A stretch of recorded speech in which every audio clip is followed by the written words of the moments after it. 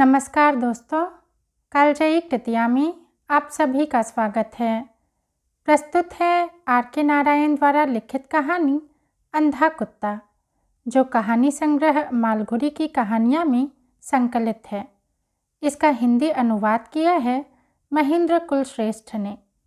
यह कहानी एक अंधे भिखारी की स्वार्थपरता व कुत्ते के निश्चल प्रेम का सुंदर ताना बाना पेश करती है। कहानी का अंत अत्यंत मार्मिक है। आइए सुनते हैं। यह कुत्ता न देखने में बहुत अच्छा था और ऊंची नस्ल का भी नहीं था। आम कुत्तों की तरह जो हर जगह दिखाई देते हैं, सफ़ेद और भूरा, सड़क पर ही जन्मा, पूंछ बचपन में ही ईश्वर जाने किसने कुचल दी थी। इधर उधर पड़ी चीज़ें खाकर जिंदा रहने वाला यह कुत्ता था। आँखों में धब्बे दिखाई देते थे। चाल ढाल भी बहुत आकर्षक नहीं थी और भौंकता यह बहुत ज़्यादा था। 2 साल की उम्र होने से पहले ही उसके बदन पर सैकड़ों मुठभेड़ों के निशान पड़ चुके थे। गर्म दोपहरियों में जब आराम की ज़रूरत महसूस होती तो बाजार के पूर्वी दरवाजे की पुलिया के नीचे लेट जाता था। शाम होने पर फिर रोज की तरह चक्कर काटने निकलता। आसपास की सड़कों और गलियों में घूमता फिरता, दूसरे कुत्तों से लड़ता झगड़ता, जहाँ जो मिलता खा लेता और रात होने पर बाजार के फाटक पर फिर वापस लौट आता। 3 साल से जिंदगी ऐसी ही गुजर रही थी। तभी दोनों आंखों से अंधा एक भिखारी फाटक पर आ पहुंचा। एक बुढ़िया उसे रोज सवेरे यहाँ लाती, फाटक के सामने बिठा जाती, जहाँ वह भीख मांगता रहता। दोपहर को उसे कुछ खाना दे जाती और रात को उसे फिर घर वापस ले जाती। कुत्ता उसके पास ही सो रहा था। खाने की खुशबू से उसमें हलचल पैदा हुई। वह उठा, अपने ठिकाने से बाहर निकला और अंधे भिखारी के साथ पूंछ हिलाते हुए खड़ा हो गया, इस आशा में कि बचे हुए खाने में से उसे भी कुछ मिल जाएगा। अंधे ने अपनी बाहें इधर उधर घुमाई और पूछा, कौन है यहाँ? जिसे सुनकर कुत्ता आगे बढ़ा और बाह को चाट लिया। अंधे ने पूंछ से कानों तक उसके शरीर पर हाथ फेरा और कहा, तुम बहुत अच्छे लग रहे हो, मेरे साथ आओ। उसने कुछ खाना कुत्ते को दिया, जो उसने कृतज्ञ होकर खा लिया। यह एक तरह से उनकी लंबी दोस्ती की शुरुआत थी। दोनों रोज यहीं मिलते। कुत्ता भौंकना कम करके उसके पास बैठा रहता और सवेरे से शाम तक पैसा मांगते और लेते देखता रहता। कई दिन तक यह देखकर कि राहगीर उसे पैसा देते हैं, यह धंधा उसके समझ में आ गया और अगर कोई पैसा दिए बिना आगे बढ़ने लगता तो वह भौंकता हुआ उसके पीछे दूर तक जाता और फिर भी वह पैसा न देता तो उसके कपड़े दांत में दबाकर उसे ज़बरदस्ती भिखारी के पास ले आता और पैसा डलवा कर ही दम लेता। भिखारी के पास जो लोग आते थे उनमें एक गांव का शैतान लड़का भी था। वह अंधे को तरह तरह से परेशान करता। यही नहीं, डब्बे में पड़े पैसों को भी उठाकर भाग जाता। अंधा उसे गालियां देता, डंडा घुमाता, शोर मचाता, पर वह बाज नहीं आता था। यह लड़का हर बृहस्पतिवार को यहाँ आता। उसके सिर पर एक टोकरे में सब्जियां और केले भरे होते। हर हफ्ते इस दिन भिखारी को यह मुसीबत झेलनी पड़ती थी। इसी फाटक के आसपास रंग बिरंगी लेकिन नकली खुशबुओं का एक विक्रेता एक छोटी सी गाड़ी पर अपना सामान सजाए खड़ा होता। पास ही सस्ती छोटी छोटी किताबों की बोरियों पर फैली एक दुकान और लोहे के फ्रेम पर सभी रंगों के रिबन लटकाकर बेचने वाला। ये लोग भी यहाँ अपना धंधा चलाते थे। बृहस्पति का दिन आता तो वह लड़का भी प्रकट होता, तो ये लोग अंधे की तरफ देखकर आवाज़ लगाते, आ गया है तुम्हें सताने वाला। हे भगवान, आज बृहस्पति है, वह चिल्लाया। उसने अपनी बाहें घुमाई और पुकारा, अरे ओ कुत्ते, मेरे बेटे, यहाँ आओ, कहाँ हो तुम? उसकी आवाज़ें सुनकर कुत्ता वहाँ आ गया। उसने कुत्ते का सर सहलाया और धीरे से बोला, यह शैतान आ गया है, इसे। बात पूरी नहीं हुई थी कि लड़का भी आ पहुँचा। उसकी आंखों में बदमाशी चमक रही थी। अरे अंधे, बहाने करता है कि तेरी आँख नहीं है। अगर सचमुच अंधा है तो मैं क्या कर रहा हूँ तुझे पता नहीं चलेगा। यह कहकर उसने डिब्बे की तरफ हाथ बढ़ाया। कुत्ता समझ चुका था कि उसे क्या करना है। उसने लपक कर लड़के की कलाई में दांत करा दिए। लड़का जोर से चीखा और बड़ी कोशिश के बाद हाथ छुड़ा पाया। फिर वह तेजी से भागा। कुत्ता भी उसके पीछे दौड़ा और उसे बाजार से बाहर निकाल कर ही वापस लौटा। एक दुकानदार बोला, देखा कुत्ते का प्यार इस अंधे के लिए। एक दिन शाम को बुढ़िया उसे वापस ले जाने के लिए नहीं आई। अंधा फाटक पर इंतजार करता और सोचता रहा कि रात कहाँ काटेगा। कुछ देर बाद एक आदमी उसके पास आया और बोला, स्वामी, अब बुढ़िया का इंतजार मत करना, अब वह नहीं आएगी। आज दोपहर वह गुजर गई। अंधे का यह अकेला घर था, आज यह भी बंद हो गया। उसकी फिक्र करने वाली यह एक बुढ़िया ही थी, वह भी नहीं रही। रिबन बेचने वाला यह देखकर आगे आया। उसने अपने रिबनों में से सफ़ेद रंग का एक मोटा रिबन निकाला और अंधे को दिया। बोला, इस कुत्ते को बांध लो और उसके साथ आना जाना शुरू करो। कुत्ते की जिंदगी ने अब एक नया मोड़ ले लिया। उसने अब बुढ़िया की जगह ग्रहण कर ली। इससे उसकी अपनी आज़ादी बिल्कुल खत्म हो गई। अब उसकी ज़िंदगी इस सफ़ेद पट्टी के दायरे में सिमट कर रह गई। जब वह दूसरे कुत्तों को देखकर भौंकता और उछलना कूदना शुरू करता तो पट्टी भी इधर उधर होती और अंधा चिल्ला कर कहता, बदमाश, मुझे गिरा देगा क्या? चुप हो जा। कुछ दिन में कुत्ते ने अपनी हरकतों पर काबू करना सीख लिया। अब उसने दूसरे कुत्तों पर ध्यान देना बंद कर दिया।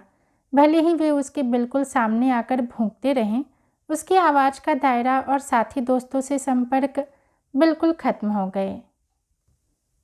उसका जितना नुकसान हुआ, अंधे को उतना ही फ़ायदा हुआ। वह जिंदगी में जितना कभी नहीं घूमा था, घूमने लगा। अब वह दिन भर इधर उधर जाकर भीख मांगता, कुत्ता उसे घुमाता रहता। एक हाथ में डंडा लिए और दूसरे में कुत्ते की पट्टी थामे बाजार के बरामदे के एक कोने में उसने अपना घर बना लिया था। यहाँ से निकलकर वह जहाँ भी लोगों की आवाज़ें सुनाई देती, उधर ही निकल पड़ता और स्कूलों, दुकानों, अस्पतालों, होटलों, सभी जगह जा जाकर भीख मांगता। जहाँ वह रुकना चाहता, कुत्ते की पट्टी को जोर से झटका देता। कुत्ता रुक जाता और जब वह आगे बढ़ना चाहता, बैल हाँकने वाले की तरह आवाज़ लगाकर उसे आगे बढ़ाता। कुत्ता गड्ढों में उसके पैर जाने से उसे रोकता। सामने ईंट पत्थर दिखाई देते तो पैर पटक कर सावधान करता और ऊंचाइयों पर एक एक इंच आगे जाकर धीरे धीरे उसे ऊपर चढ़ाता। यह दृश्य देखने के लिए लोग उत्सुक रहते और पैसे भी डालते थे। बच्चे इकट्ठा हो जाते और खाने की चीज़ें उसे देते। कुत्ता वास्तव में ऐसा जानवर होता है जो बहुत संभल कर और सही ढंग से अपना काम करता है और ज़रूरत पड़ने पर आराम भी करता है। इस कुत्ते को लोग टाइगर कहने लगे थे। पर अब इस कुत्ते का आराम जाता रहा था। उसे अब तभी आराम मिलता था जब अंधा कहीं बैठे या सो जाए। रात को अंधा अपनी अंगुली में कुत्ते की पट्टी पकड़ कर सोता था। कहता था, मैं तुम्हें छोड़ नहीं सकता। अब उसके मन में ज़्यादा कमाई करने की भावना भी पैदा हो गई थी और आराम करने या बैठने को वह वक्त की बर्बादी मानने लगा था। कुत्ते को भी इसलिए हर समय उसके साथ रहना पड़ता था। कभी कभी उसके पैर आगे बढ़ने से इनकार कर देते, लेकिन उसके जरा रुकते ही मालिक डंडा मारकर उसे चलते रहने के लिए विवश कर देता था। कुत्ता चीखता चिल्लाता तो मालिक एक और डंडा लगाकर कहता, शैतान, चीखना बंद कर, मैं तुझे खाना नहीं देता, एक और रोटी चाहिए। कुत्ता धीरे धीरे सड़कों पर उसके साथ घूमता रहता। थका होने पर भी कुछ नहीं कर पाता था। अंधा भिखारी जालिम मालिक की तरह उसे जैसे चाहता रखता और काम लेता था। रात को बाजार बंद हो जाने के बाद देर तक लोगों को दूर से थके मांदे कुत्ते की रोती हुई आवाज़ें सुनाई देती रहती। उसकी शक्ल सूरत बदल गई थी, बदन में हड्डियां निकल आई थीं और साफ सुथरी खाल चकत्तों से भर गई थी। रिबन बेचने वाले, किताबों के विक्रेता और खुशबुओं का ठेला लगाने वाले तीनों दुकानदारों ने इस पर गौर किया और एक दिन जब धंधा कुछ मंदा था, वे मिल बैठकर इस पर बात करने लगे। बेचारे कुत्ते पर अब मुझे तरस आने लगा है, क्या हम लोग इस बारे में कुछ कर नहीं सकते? रिबन वाले ने कहा, यह अंधा बदमाश अब सूद पर कर्ज भी देने लगा है। फल वाले ने मुझे यह बात बताई। अब वह ज़रूरत से ज़्यादा कमाई करने लगा है। पैसे के लिए वह कुछ भी कर सकता है। खुशबू वाले को रिबन के फ्रेम से लटकती कैंची दिखाई दी। उसने कहा, उपाय मुझे मिल गया। उसने कैंची निकाल ली और उसे लेकर आगे बढ़ा। उसने देखा अंधा भिखारी पूर्वी फाटक के सामने से आ रहा है। कुत्ता उसके आगे चल रहा है। रास्ते में हड्डी का एक टुकड़ा पड़ा है और कुत्ता उसे लेना चाहता है। अंधा पट्टी पकड़े हाथ से उसे जोर देकर खींचता है, जिससे कुत्ते को चोट लगती है और वह चीखने लगता है। इस खींचतान में उसे खून निकलने लगता है। अंधा गालियाँ भी बक रहा है। कुत्ते की यह हालत देखकर रिबन वाला आगे बढ़ा और कैंची से उसकी पट्टी काट दी। कुत्ता तेजी से उछला और लपक कर हड्डी पकड़ ली। अंधा अपनी जगह खड़ा रह गया, कटी हुई पट्टी हाथ में लिए। वह चिल्लाया, टाइगर, टाइगर, कहाँ हो तुम? खुशबू वाला चुपचाप उसके पास से निकला और बुड़बुड़ाया, शैतान, राक्षस, अब वह तुम्हारे हाथ नहीं आएगा। अब वह आज़ाद हो गया है। स्वतंत्र होकर कुत्ता तेजी से भागा और कुछ दूर जाकर सड़क पर ही आगे पीछे नाचने कूदने लगा। जहाँ भी उसे कुछ खाने को मिलता झपट कर उठाता और खुश होकर खाता। दूसरे कुत्तों के साथ भी उसने हमेशा की तरह लड़ना, झगड़ना और भौंकना शुरू कर दिया। कसाई और बेकरी की दुकान और चाय वाले का ठेला फिर उसके अड्डे बन गए। अब वह पहले की तरह बहुत खुश था। रिबन वाला और उसके दोनों साथी मार्केट के सामने खड़े होकर मजा ले लेकर यह तमाशा देखने लगे। अंधा भिखारी एक ही जगह खड़ा होकर रह गया था। वह समझ नहीं पा रहा था कि कैसे क्या हुआ और अब किस तरह आगे बढ़े। आसमान में छड़ी और हाथ चलाता और चिल्ला रहा था, मेरा कुत्ता कहाँ गया? अरे मेरा कुत्ता कहाँ चला गया? कोई उसे पकड़कर मुझ तक पहुँचा दो। अब वह मेरे पास आया तो मैं उसकी ज़रूर गर्दन मरोड़ दूंगा। रास्ता ढूंढता वह आगे बढ़ने लगा। सड़क पार करने में कई गाड़ियों का सामना करना पड़ा। बीसियों जगह टकराया और बेहोशी की दशा में एक जगह आकर बैठ गया। उसकी दशा देखकर तीनों साथी कहते रहे, इसके लिए यही सही होगा। अच्छा हो जालिम का यहीं खात्मा हो जाए। थोड़ी देर बाद वह फिर उठा और किसी राहगीर की मदद से धीरे धीरे बाजार के बरामदे के कोने में पड़े अपने गोदर बिस्तर पर थका हारा आकर लेट गया। 10 दिन, 15 दिन, 20 दिन तक अंधा कहीं दिखाई नहीं दिया। कुत्ता भी इस बीच किसी को नज़र नहीं आया। तीनों दुकानदार आपस में बातें करते। कुत्ता तो शायद अब सारी दुनिया में घूम फिर रहा होगा और मौज मस्ती कर रहा होगा। अब वह आज़ाद पंछी है और वह बुढ़ा, शायद वह हमेशा के लिए ख़त्म हो गया होगा। यह बात ख़त्म भी नहीं हुई थी कि अंधे भिखारी की लकड़ी की आवाज़ टप टप फिर सुनाई पड़ी। उन्होंने देखा, हमेशा की तरह वह पटरी पर चला आ रहा है। उसके आगे कुत्ता चल रहा है। अरे देखो, वे तो फिर उसी तरह चले आ रहे हैं, तीनों ने एक साथ कहा। रिबन वाला दौड़कर उनके पास आया और पूछने लगा, कहाँ रहे इतने दिन तुम लोग? अंधा कहने लगा, पता है क्या हुआ? कुत्ता तो भाग गया था। मैं एक आध दिन कोने में पड़ा पड़ा मर ही जाता, भूखा प्यासा, कोई आमदनी नहीं। एक दिन और बीतता तो मैं चल बसता, लेकिन यह वापस आ गया। कब आया? कैसे आया? कल रात आया। रात को मैं बिस्तर पर पड़ा सो रहा था।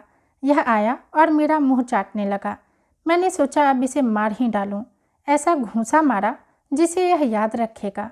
अंधा बताने लगा, लेकिन फिर मैंने इसे माफ़ कर दिया। सोचा कुत्ता ही तो है। सड़कों पर घूमता, गंदगी खाता, जब यह थक गया तब लौट आया। अच्छा खाना तो मेरे ही पास मिलेगा। अब यह कहीं नहीं जाएगा। और यह देखो, अब मैं इसे इससे बांधता हूँ। सबने देखा, अब लोहे की चेन उसके हाथ में थी। कुत्ते की आंखें अब फिर उदास लगने लगी थी। पहले की तरह मरा सा दिखाई देने लगा था। अंधे ने बैल हाँकने वाले की तरह कहा, चल आगे बढ़। उसने जंजीर खींची, एक छड़ी लगाई और कुत्ता धीरे धीरे सहमे कदमों से आगे बढ़ने लगा। अब मौत ही इसे आराम देगी, रिबन वाले ने गहरी सांस लेकर कहा। ऐसे प्राणी के लिए हम क्या कर सकते हैं जो इतने खुले मन से अपने शत्रु के पास फिर लौट आता है? धन्यवाद।